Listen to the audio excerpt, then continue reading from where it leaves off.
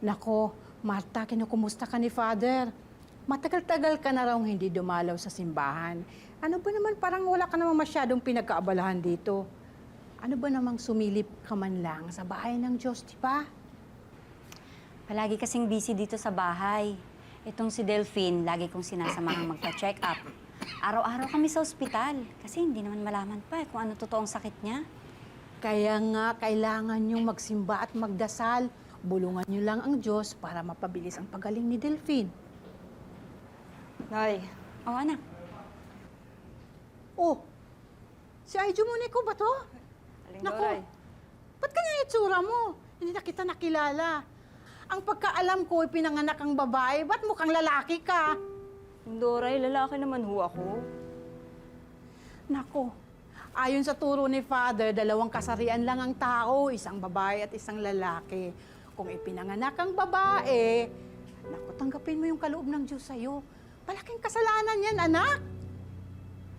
Wala naman ho akong tinatapakang ibang tao eh. Tsaka, ito lang ho yung paraan ko para maipakita kung sino yung totoong ako. Sana lang, hindi nang huhusga yung ibang tao. Kahit naman hindi ka husga ng tao, ang Diyos ang maghuhusga sa'yo. Kasalanan niya na walang kapatawaran sa langit. Yung ginagawa mo, anak.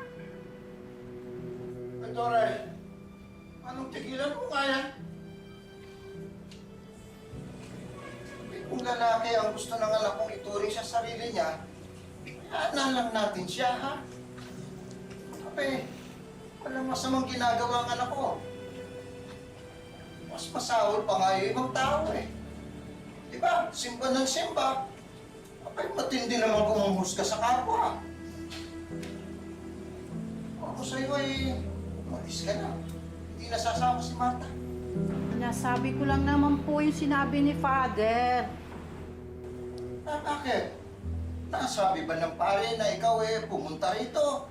Pasyalan mo yung mag-asawang Delphine at Marta at husgahan mo yung kasarian ng anak nila. May ganun ba?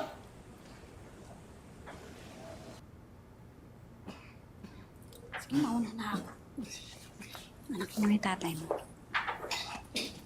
Salamat sa pagdalaw, ha?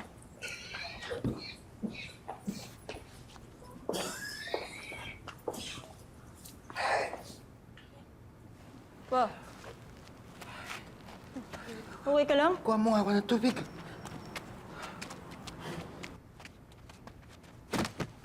Delphine! Po! Anak! Po! Delphine, ano nga? Po! Po! Delphine!